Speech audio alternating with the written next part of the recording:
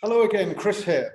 As I mentioned in the last video, there is actually one new thing on this form that wasn't covered on your online course. Okay, so this is something that I'd like to just say a few words on.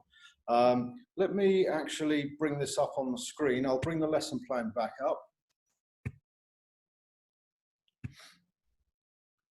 Okay, so here's the lesson plan. And if you look at the procedure column, okay, in your online course, it just showed one big procedure column, but you'll see a change now to it. That procedure column has been split into two columns, student does and teacher does, okay, because the reasoning behind this was that we found that all too often teachers were just thinking about what they were going to do in the lesson with no real regard for what the students are going to do. Now bear in mind that the lesson is for the student. It's not about you, it's about the students. So we really should think about what they're going to do. And so this change to the form kind of really sort of forces you to, consider that. Okay, so since it wasn't covered on the in-class course, let's just look at, how things can be sort of filled in. What kind of things that you can write there.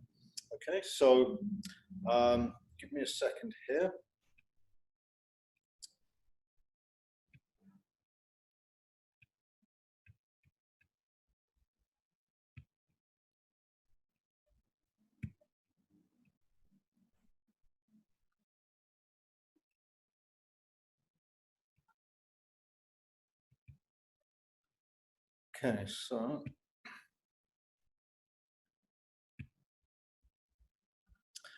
Okay, so I just want to go through a quick slide on the kind of thing that we can write in both columns. Now, practically speaking, what you're going to do is you're going to fill in the teacher does column first, and then go back and fill in the student does column. Because what you're really looking for is what the students are going to do in reaction to what you're going to do. Right.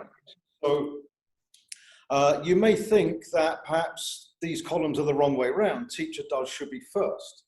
And technically that's true. The reason why student does is first is because that's where your focus is. When you come to look at your lesson plan in the class, the first thing you're going to see is the student does column. It forces you again to focus on what they're doing. Okay, so let's think of some things that you could do in a typical lesson. Let's see now, think about perhaps in your study stage, perhaps in your language work, when you're covering the vocab words, you might be doing your 3x3 drilling. Okay, so what are the students going to be doing in response to that? They're going to be repeating what you said, right? Okay, basically, yes, they'll be repeating. Again, what we should think about is trying to fill in the student does column in as much detail as possible. So they'll certainly be repeating. And you may kind of pad that out a bit. Something like this: listen, repeat, and practice the words. Okay. Okay, staying in the study stage. What else do we do in the study stage? There are two sort of broad areas within the study stage. You have your language work and you have your practice exercises. So let's actually turn to one of those.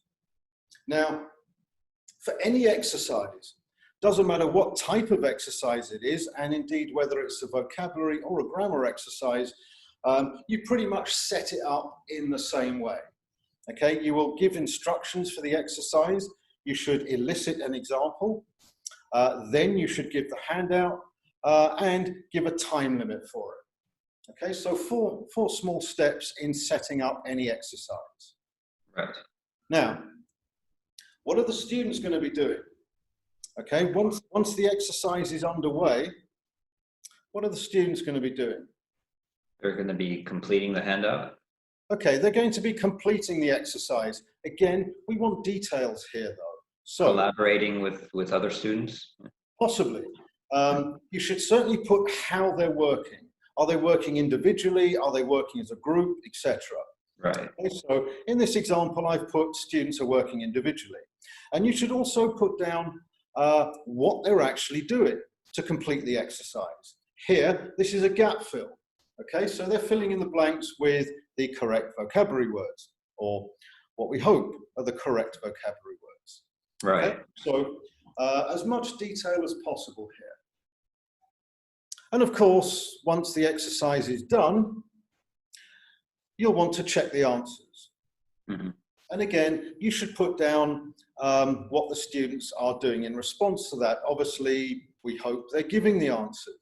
Again, a bit of detail, write down how they're giving it. Okay, are they giving the answers as an open group, or indeed, are you nominating individual students for it?